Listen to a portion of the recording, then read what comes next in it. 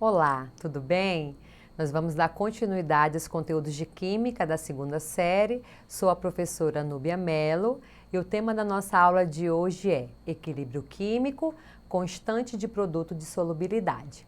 Então hoje a gente vai dar continuidade ao conteúdo sobre equilíbrio químico e especificamente a gente vai estar falando sobre substâncias que precipitam. E aí a gente vai estar trabalhando o produto de solubilidade, identificando KPS ou KS. Então a gente vai ver agora primeiramente o que significa o KPS. O que é esse produto de solubilidade, ok?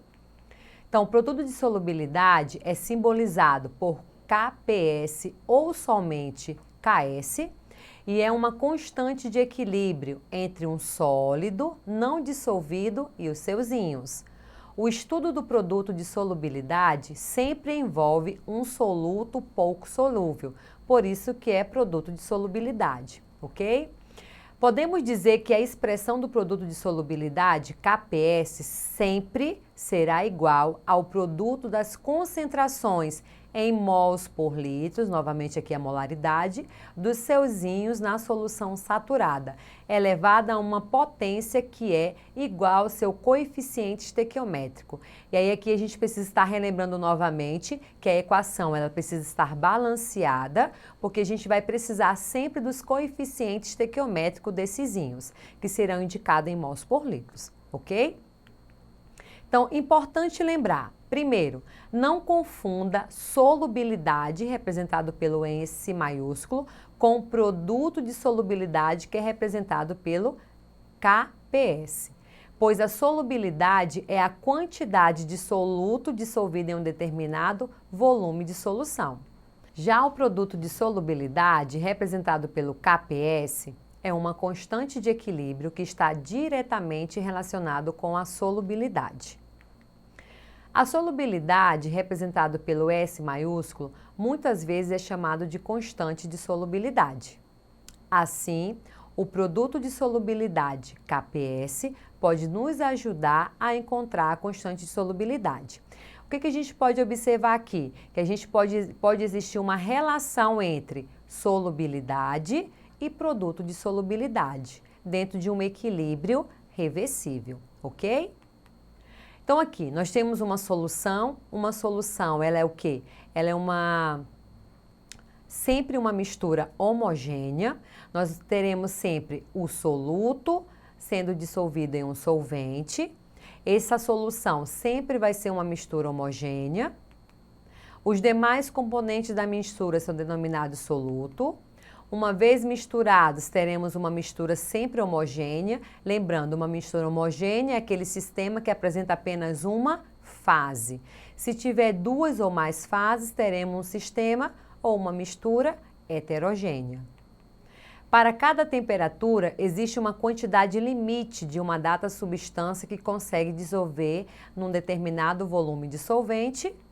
A quantidade dessa substância nesse solvente é denominada solubilidade e é representado pela letra S.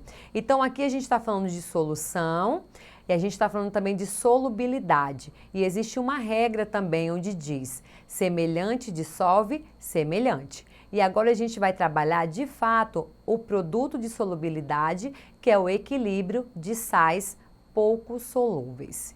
Então nós temos aqui um exemplo 1, vamos considerar uma solução saturada de cloreto de prata. Então nós temos aqui AgCl, que é a fórmula dessa substância cloreto de prata.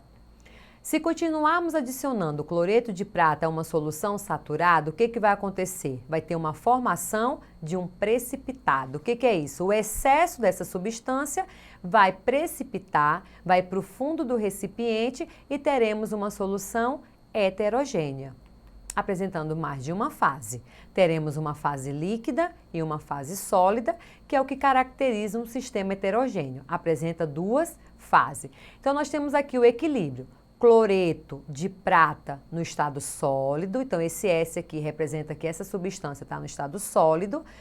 Adicionada em água, nós temos a liberação de dois íons, Ag+, aquoso, mais Cl- aquoso.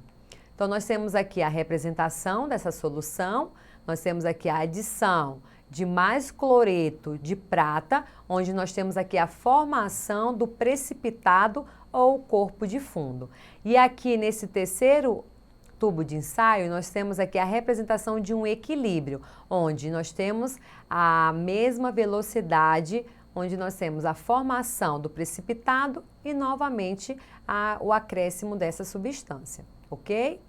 O momento em que a velocidade de dissolução, se iguala, nós temos que a velocidade de precipitação corresponde ao instante em que se estabelece o equilíbrio de solubilidade do sal em estudo. Então, a gente está falando daquela reação reversível, ok? Então, como que vai ser a determinação do KPS? Podemos calcular a constante de equilíbrio para esse sistema. Então, nós temos aqui novamente a equação que representa. Nós temos aqui o cloreto de prata liberando os íons positivos e os íons negativos em meio aquoso. Então, nós teremos KPS será igual. Lembra que a gente falou, ó, é a concentração em mols. Então, o colchete aqui representa essa concentração em mols desses íons Ag, vezes, que é o produto, né, de solubilidade, a concentração em mols do litro desse íon Cl-. E aí, o que é importante lembrar aqui?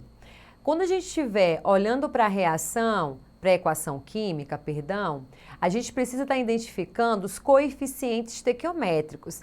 Por quê? Porque os coeficientes estequiométricos dessa reação vai indicar para a gente qual será o expoente que a gente elevará a cada um desses íons. Então, no Ag+, nós temos aqui, quando não tiver nenhum número na frente, seja das substâncias no reagente, seja do lado dos produtos, significa que nós temos um 1. Lembrando que 1 ele não aparece na equação química. Então, qual é o coeficiente estequiométrico do cloreto de prata? É 1. Do íon H+, também é 1. E do íon Cl- também é 1. Então, é importante a gente estar identificando os coeficientes estequiométricos, ok? Vamos ver aqui outro exemplo de constante do produto de solubilidade. Nós temos aqui que a constante do produto de solubilidade representado pelo KPS é a constante de equilíbrio de uma solução de um eletrólito pouco solúvel. Isso significa o quê? Que ele vai precipitar e vai formar um corpo de fundo. A relação entre a solubilidade e o KPS de um sal depende da estequiometria do mesmo, que é quando a gente tiver uma equação balanceada, ok?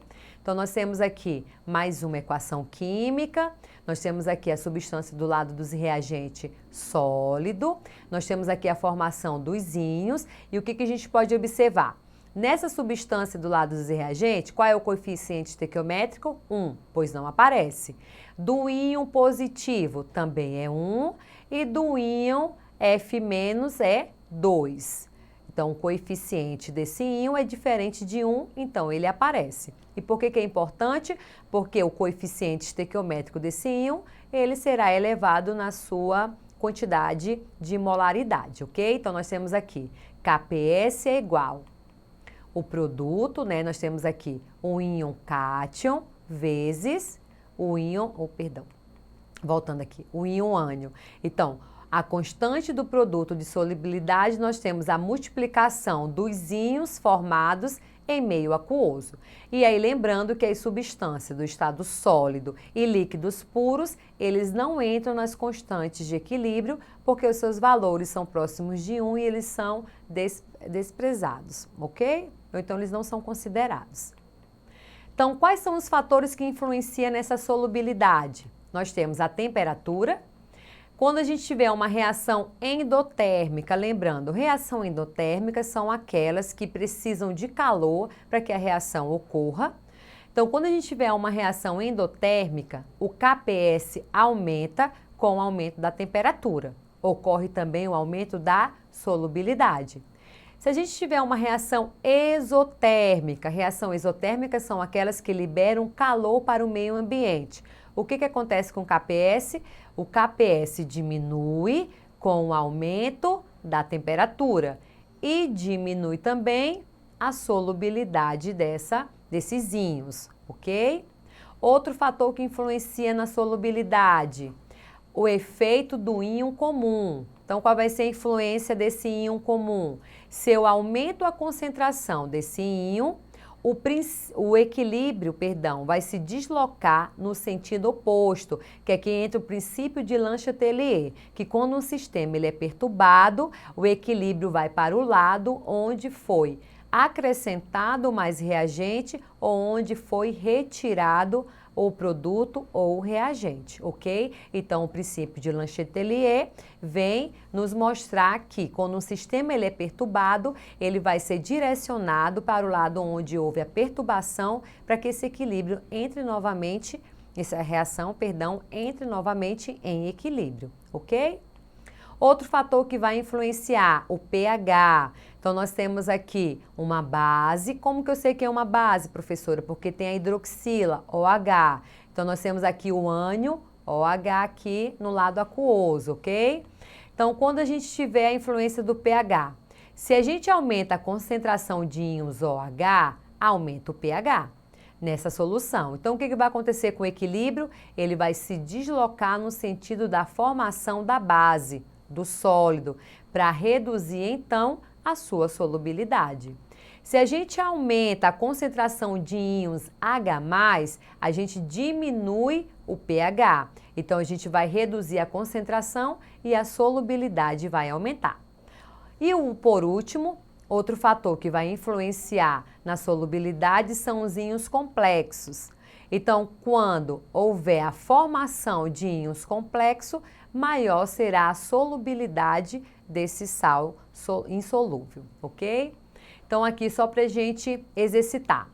Calcule o KPS dessa substância, fosfato de prata, que apresenta essa concentração. Então, nós teremos aqui, primeiro a gente tem que identificar a reação, lembrando de identificar os coeficientes estequiométricos. Então, aqui no lado dos reagentes, nós temos que o coeficiente estequiométrico é 1, o coeficiente estequiométrico do íon positivo é 3, o coeficiente estequiométrico do íon negativo é 1. Então, nós vamos aqui calcular.